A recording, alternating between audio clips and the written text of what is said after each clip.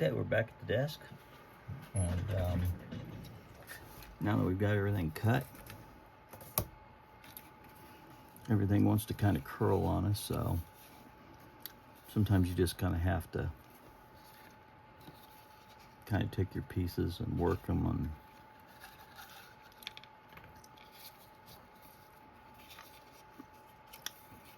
It's best just to work them a little bit.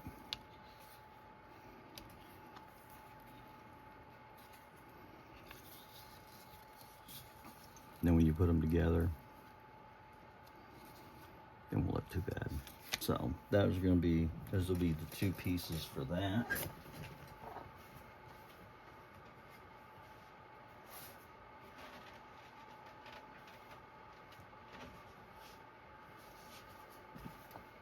And we've got our wood stencil. Then we'll go ahead and cut about this much off, because I want to put a second pocket on the back of that. And so what I'm going to do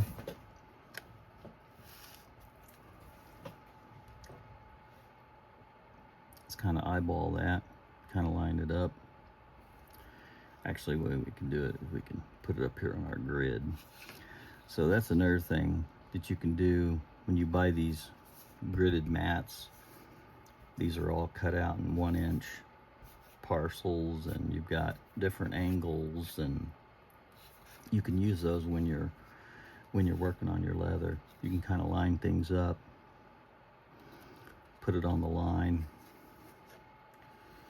or maybe even, put it on the line down here, or whatever you want to do. That way when you put your other piece up there, you can kind of maybe line him up on this line here. Kind of look at that, it kind of gives you a little better idea. So, but we don't want to mark on that side, because that is the grain side. That's a sign that will be seen. We want to mark it on the flesh side, which will be the side that won't be seen. For the most part, it'll be the inside. So you always want to mark on the inside, just in case. It's always good practices. If you get good practices now and you carry that over into everything you make, then things will work out. The other thing you could do is, if you want to make sure things are, pretty spot on or perfect, or, if you're a perfectionist, you could go ahead and take your ruler. You can go ahead and measure this side. Looks like about 10 millimeters. And on this side, we're looking at 11 millimeters. So I was 1 millimeter off. So we'll go ahead and pop that up to about 10. And so by eyeballing, I was off 1 millimeter, which is about 1/32 of an inch. Okay, so not a big deal. And there's not a lot of people that can eyeball 1/32 of an inch anyway. To them, it would look pretty straight, but there are some of you guys out there that like to be perfectionists, and so that's okay. So another thing we can do is, you notice that I didn't go all the way to the edge, because sometimes it can cause that edge you can roll down, because this is not as wide down there as it is up here. So, because that turns in as it goes up. So I'll show you a little trick what we can do, and instead of trying to guess where we're going to cut in here, just start on the line. Just go ahead and start on the line, okay? Come across and go ahead and make your turn. Make your turn on that line, cut this. a lot of people that are watching the freehand, they're like, oh yeah, I can do that. Looks pretty easy. Well, I can tell you, it looks easy, but it's not necessarily easy. It takes a lot of practice to be able to do something like that. Now, when you're dragging, you're not coming towards you, it's easier to carry a straight line. So what we'll do, since this was away from us, you know, we could flip that around and go ahead and cut that, or we could just put our ruler up here, put it right on that line that we had already cut, and then just go ahead and cut right back in there, okay? Boom, go. Now we got a nice, perfect little cut. It's shorter than this one. And so now when we put it up against this, after we get it all sanded, it looked like that. So now we've made an extra pocket. So we'll have a center pocket and an external pocket. And if we wanted to, we could even make another one of these and put it on this side and have, you know, 3-pocket deal. 1, 2, 3. Of course, we were going to do that since this is what they call a 4-ounce leather, which is a little thick. Once you start getting a lot of pieces together, it starts making this overall thickness kind of thick. So you'd want to make maybe your outside pieces maybe a 4-ounce, and then maybe make this to be a 2 or 3-ounce leather, so that, you know, this being at 2 ounce, and then this other, if you had another one over here at 2 ounce, that would be 4 ounces. And then 4 times, you know, 1, 2, 3, which is 12 ounce, which, you know, that's another thing you guys gotta figure, you know, you've got to figure out how to talk in ounces, what the thickness is on that. So a 4 ounce is about 1.6 millimeters, or about 1/16 of an inch. Okay, so as you start stacking this up, a typical belt will be somewhere between 10 ounce and 12 ounce. So if you think of a belt thickness as 10 to 12, and then, you know, 2 of these, you know, 4 and 4 would be 8. So it's a little thinner than a belt. 3 of these would be about the thickness of one side of the belt. So it kind of gives you a visual. So you've always got to keep in mind what you're making, what your thickness is. And when I start doing my classes, I'll teach you all that, and how to figure out your ounces, what you need, and you know, how you can reduce it, or you can just buy different thicknesses. And then if you know what you're doing with it, you can just make those particular pieces in a lower grade ounce from the get-go, if that makes sense. So we're just going to take a old sheet of paper, so that I don't have to move you guys around, and I can go ahead and keep you right here. So they got plenty of light right here, so you can see what's going on. I apologize that I don't have enough light over there above my other. I'm gonna have to fix that. So as I start doing more videos, I know I'm gonna need more light over there, so I'm gonna buy another light like I have here that clamps to the tabletop. But there's a lot of things like that I need to do, and I just can't do everything at one time. So we'll go ahead and take our block. If you remember our little block that we put our 4 ounce in, and these are pretty cool. I didn't have these for the first few years of me being in this business, and so I just took paper and folded it up and used my hands, and I'll show you how I did it. And it kind of, you know, kind of gives you a feel. So you'd take, you know, your sandpaper kind of like this, and you'd fold it up, You can see how this one's been well used, and you know, you have to bend it up because it's going to be stiff, and then you would just, you know, like hold it in your hand and come in here and, you know, sand your leather. But when I found out about these blocks, you can take and cut this leather in a strip, tuck it down in there, wrap it around, tuck it down in there, put this little cap on, screw this down. Now you've got a nice little sanding block that's got straight. So if you got straight, you can just do a straight, like so. Or if you've got curve, you can kind of, you know, do a little curve action here like so. And gives you a way to kind of sculpt the leather, because anytime you make cuts on leather, you know, unless you keep your blade perfectly straight up and down, you're not going to have a perfect cut. And so sometimes you're going to go this way a little bit with your blade, you're going to go that way with your blade, and when you do that, it's going to cut this way or this way.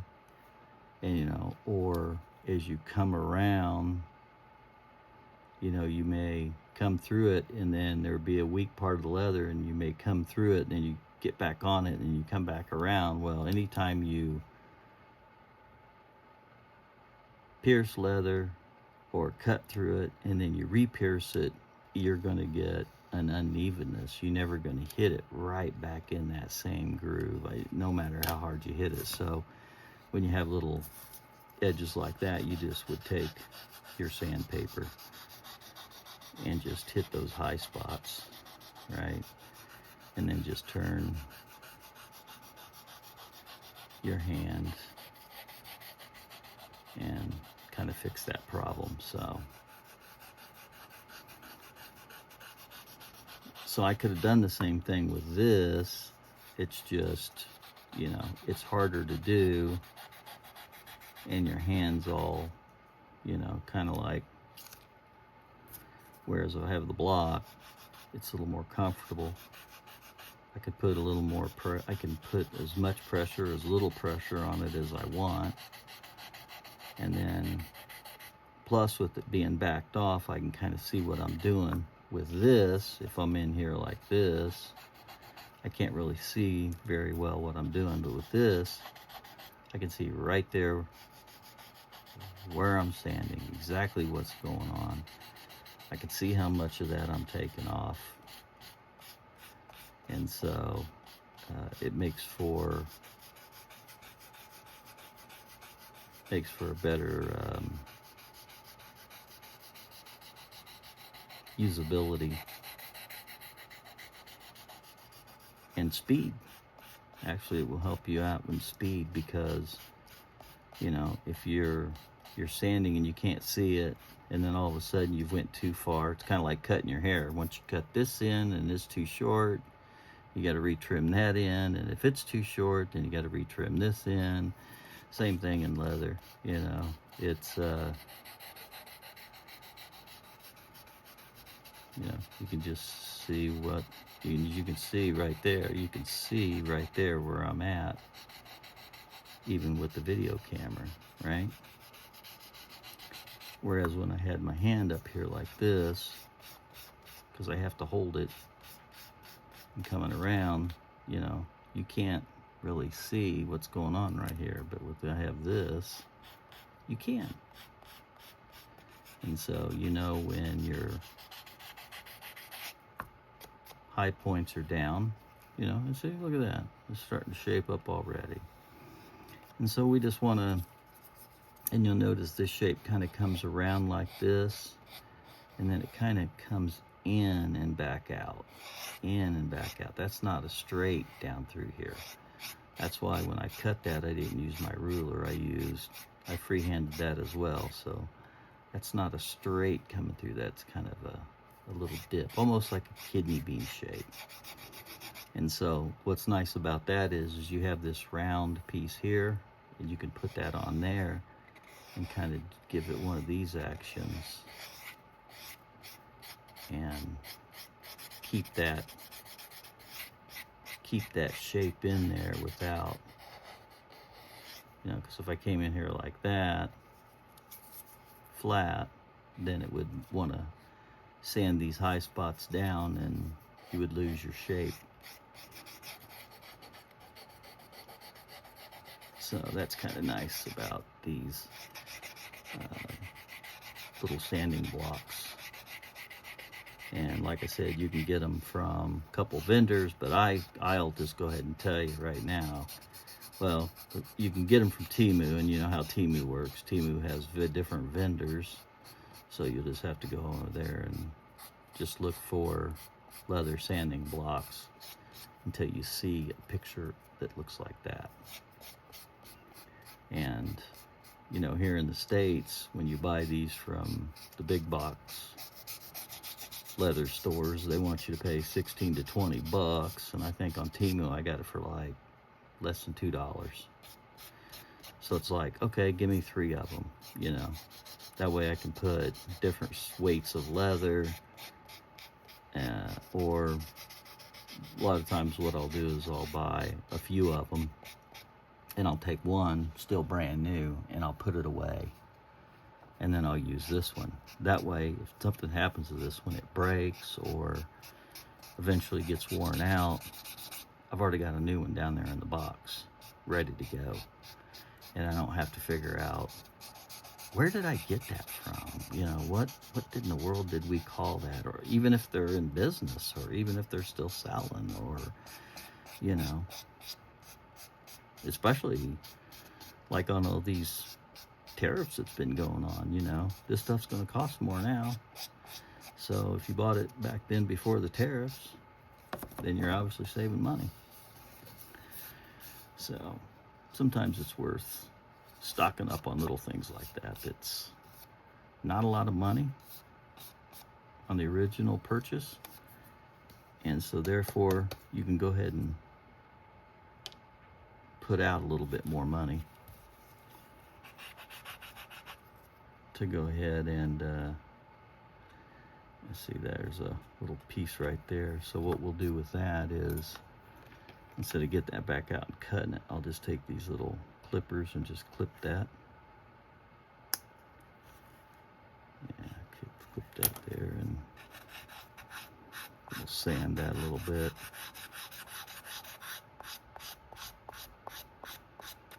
Rather than trying to cut that with a knife. See, back in the day, I would probably try to take my knife and cut that, and if you get too close and nick it, and then you're going to be, you get too close, and then you'll get you'll turn a little nick into a bigger gouge, and whereas that way you can just kind of clip that off and then come back with your sandpaper, right? You can kind of sand that out. Let's see how much we are here on our, okay, 18 minutes. So we can just kind of sand this out. So the reason we're sanding this out ahead of time is we want to, because this is going to be a pretty quick little build, and obviously when you get this stuff together, it's going to be a little harder to sand some of these things. These particular pieces, since this is going to be an external edge, this is going to be external, that's external, that's external, that doesn't necessarily hold true, but so I like to go ahead and knock off the high spots, knock off the big things that I can see, the big faux pas, I call them, and kind of get them into shape, rather than, that way when I do marry them up, I'll have, I can marry it up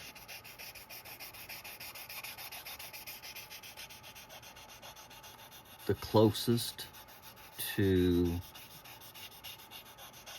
each of the edges, and then the other edges, if they're not perfect, then you can go either cut those if it's a big a big area, or you can sand them if it's just a small area that's out of alignment. So, and I'll show you that as we go along, but that's why I like to go ahead and just go ahead and pre-sand this stuff a little bit. Not a lot, just a little bit, just to kind of knock off some of the spots and take off the little nicks and, you know, gouges, things like that. And then we'll go ahead and put them together. And then when you put them together, you can see what lines up and what doesn't. Because you may get, you know, most of this to line up and this edge or that edge doesn't line up great. And so you'll want to line up, you know, all the pieces that line up the best. And then the one that doesn't line up, you know, then you'll want to make sure that he's going to be the edge you fix, rather than try to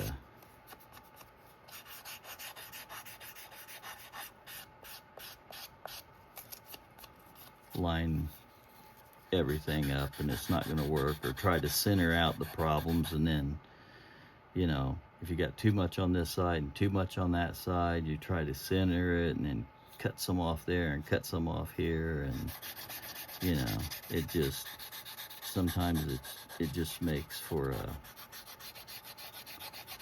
just makes it messy. So because, you know, we are freehanding these, so our cuts are not going to be exactly perfect. And so, you know, you think, well, you know, how bad could it be? You know, you're only, I seen you cut those and you're dang near right on the line, and most of it, a couple of the pieces, you were a little tiny bit off. But believe it or not, when you put those together and then you try to measure it off of one side or the other, the error, or the faux pas, as I call them, look bigger than they are. And when you go to try to fix them and then you step back and look at it, you go, well, that looks out of balance, you know. So, and that's the thing that a lot of the professional leather folks look at is your piece well balanced, you know, is it, and that's a whole nother subject. But, and so, yeah, not that I'm, you know, trying to win professional award or anything, but, you know, you always want to turn out your best for your customers, always. So, anyway, so there we go. So we got those edges. We'll clean up our mess since we put our little piece of paper down here. We'll take this over to our trash can and just empty that right out into the can. And then we'll take our brush, take our sanding block, and go ahead and knock off the edges there. Go ahead and brush our table down.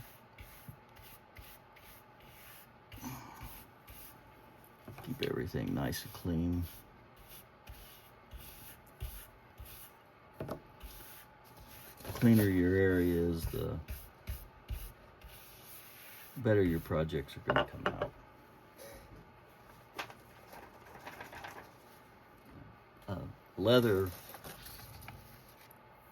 Leather rooms are dusty and dirty anyway, but since mine is in my house, I like to try to keep things best I can, because they get dusty everywhere else, believe it or not.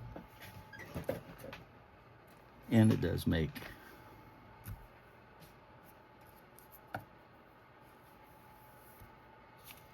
for a bad situation. So anyway, so what we're going to do now is we got that all basically quick sanded, is what I call it. We get that quick sanded. So now we're going to measure, we're going to marry up our edges. We're going to get them to fit best we can. You can see that it's starting to marry up. It's not going to look too bad, too bad. And then we're going to want to go ahead and So probably what we'll do is, since, you know, I know that this is going to be our most important, we'll probably, when we glue these down, we'll probably marry these ends up here and make sure that those are good to go. Make sure that those are married up and flush. Make sure we can do that. And see if they do come out flush. You know, it could be pretty close. And then what we'll do is everything else will measure down, and you can kind of see it's gonna come out pretty close, so it won't be too bad. But usually I like to pick an area, start and say either make this area flush and then trim this area. But since you've got a lot of detail here, what you want to do is you want to make your detail flush, and then if there's any overrun or it's not even, take the unevenness out on this side, because it'll be easier to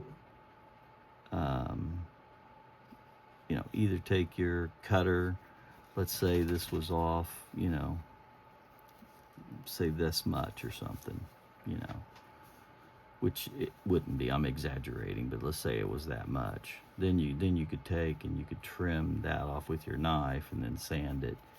But as long as this area was flush first, you know, this is your more detail. So you always make sure you measure or flush up your most detailed or hardest points first in leather, and work your way backward. If that makes sense. Some of you guys will be like, what's he talking about? And you'll see once we get going along and we do more of these wallets, you'll understand what I'm talking about, of how you keep things flush and balanced and this, that, and the other. So, but anyway, I digress. So since we know we're going to be gluing these edges here, we're going to go ahead and get our edges glued. And a lot of times, if you don't know, because we're going to put a 4mm wing divider on this on the other side to mark our stitch lines. If you don't know where your stitch lines are, and you don't want to over glue, you don't want to glue like way over here, you know, and then have glue, a big thick line of glue like that, and then, you know, your stitch lines are, you know, right here at 4mm just inside. Then when you get your bone folder out, you got to break all this glue loose. So sometimes if you can't envision what 4mm is, you can take your wing divider on your flesh side and just kind of go around it, and you're not gonna so you're just using this wing divider now to mark the area you're gonna glue. And so it's going to be a little harder to see, but I can see it good. You may not be able to see it. Can you see that there? Can you see that line in there? Let's see if I can get that focused. There you go. Get that focused right there. Yeah, so you see that line right there now. So as you can see that line, then you know that you're going to have a 4mm glue line all the way around. And so you can use your wing dividers to assist you with that. I don't typically use them anymore. I'm only doing this for your benefit, because a lot of folks that I'm showing this to doesn't know how to make leather projects yet. Some people do. So for you that do, please don't take offense that I am getting down too far in the weeds, so to speak. So now we just take our cement And we just slightly put it on the inside of that 4mm line all the way around.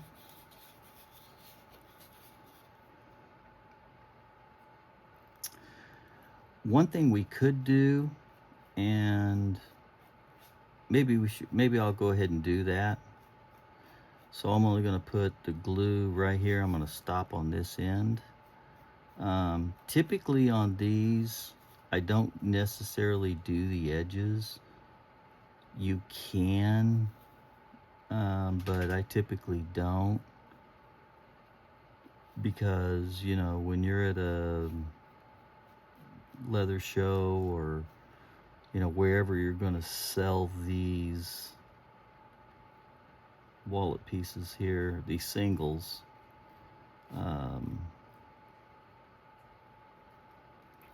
you're not going to get a lot of money out of them anyway. Most people will only want to give you $5 for them, and I can tell you right now, I got more than $5 in this, just in leather. I don't even include the labor. So a lot of times I won't finish these edges, but for your sake, let's just go ahead and we will finish the edge.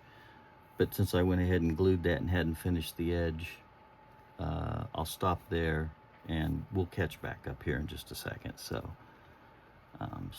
we'll just go ahead and take, now for veg tan leather, it's best to use a product called gum tragacanth, okay? And gum tragacanth is it's a burnishing agent. So it's clear. You just dab it, your finger on it, and go around the edge of the leather, right? Like so. And try to keep it off of the face of the leather, because it will, as you can see, it'll start to turn the colors, right? So you want to just kind of rub that in, and then maybe rub in a little bit on this flesh side, because if you take this gum tragacanth and you put it on this side of your leather, it'll make this nice and smooth. And so a lot of times what I like to do is do just a little bit of that, so that when you're sliding your credit cards or your cards in, there's a nice smooth edge right here to start with, okay? And so you just put that on top of there like so, and it'll be on the inside so it won't be seen. But this lays the fibers, as you can see, those fibers are sticking up here, but here those fibers will be laid down flat when I put this gum trag on there. So as I put it on the edge and I put it on this side here, we won't need to do anything. And then once I put it on the edge, give it about a minute or so. Sometimes you can go ahead and do your other piece that you've got, right?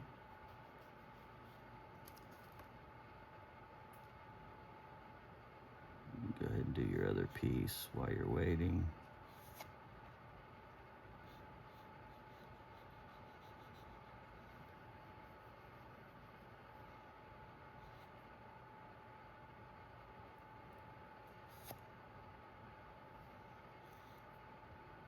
See, as I have some on my finger, if I've got too much on it, as I push down on my finger, it wants to smush it on the outside of my project, and I don't want it there because it'll turn my project dark on that side, and I don't want it to do that. So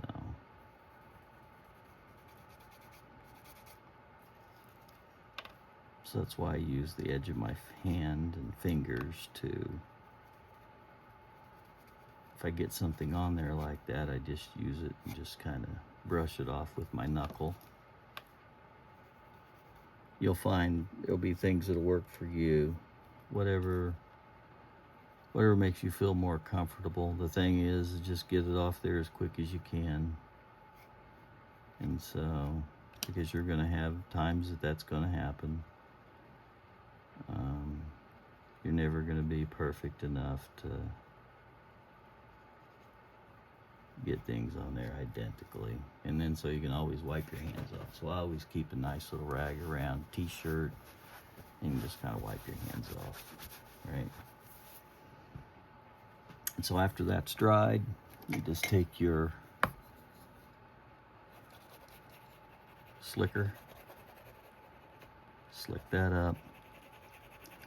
And with gum trag on veg tan, let's see how much time we got, 35 minutes, yeah. On veg tan, it slicks up pretty good. And you can hear we're starting to make some that tick tick tick tick tick tick sound. As it's drying out, it's heating those fibers up.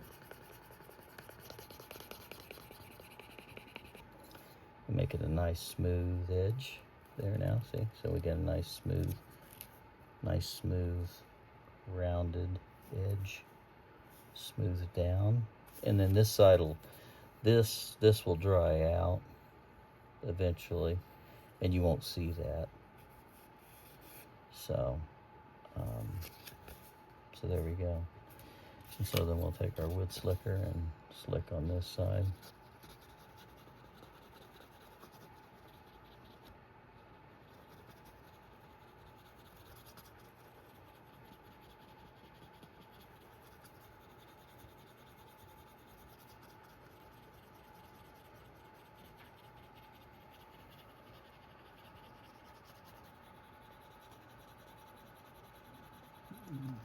Makes it nice and